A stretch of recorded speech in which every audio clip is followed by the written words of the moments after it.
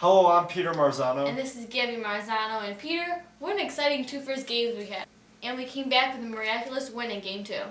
And most certainly. Now, the Blackhawks started off the series, so obviously it was going to take some time for them to figure out what Mike Smith was. They really don't know how to play him as a goalie very well. And the Hawks just took the mindset of shooting the puck. They've outshot the Phoenix Coyotes by over 20 shots in this series. They've had two very exciting games, tying the game with 14.2 seconds left in Game 1, which will unfortunately lead to a heartbreaker, and with just 5.5 seconds left here in Game 2 to eventually win in overtime. We've seen two great games. Blackhawks do what they need to do, which was win one in Phoenix, and now all they have to do is win their games at home, and they will be guaranteed a trip to the second round of the playoffs. So, Gabby, now what do you think about this possible Andrew Shaw suspension and the hit that he laid on Mike Smith?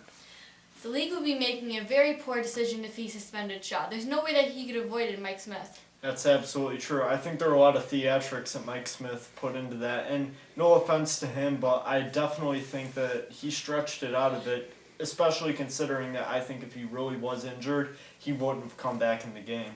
So I believe that Andrew Shaw shouldn't be suspended, and especially after that definitely questionable hit on that Shea Weber laid on Henrik Zetterberg, and he wasn't suspended for it. I think it would be a very bad decision by Brendan Shanahan if he were to suspend Andrew Shaw for what I didn't really think was that bad of a hit, and it was unavoidable. So therefore, I don't think Andrew Shaw should receive any disciplinary action by the NHL.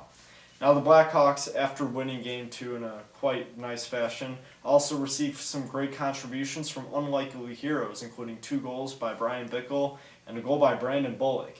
And something that I realized was that these are the types of guys that win you playoff games, especially if you look back to 2010 when the Hawks won the Stanley Cup. They were receiving contributions from people that most opponents weren't looking out for. So I think that that's a great sign for the Hawks moving forward, but they still need to touch up on a few things, namely the power play and the penalty kill, which still haven't been great in the playoffs. Gabby, what do you expect from the Hawks Tuesday night? I think they're going to be extremely good and win that game, especially because the first game they acted kind of poorly. Second game, they really came out there and did really good. But third game, I think they're really going to try their best. They're coming back to their home ice. I think they're just going to show off and have a blast on the ice. And I definitely agree. I think now the Blackhawks, since they have these 2 home ice games, it's a great chance for them to take a 3-1 series advantage. And then from that point on, all they have to do is win one of the last 3 games. So I definitely like the Blackhawks' chances moving forward, possibly winning the series in 5. I'm still sticking with my Hawks to 6 prediction. I think the Coyotes will sneak one in there. But Gabby, are you sticking with your Hawks in 5 prediction? Yes, I am.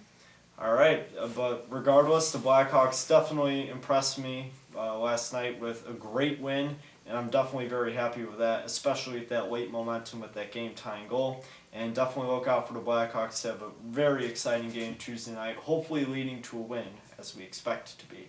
This has been Peter Marzano. And Gabby Marzano.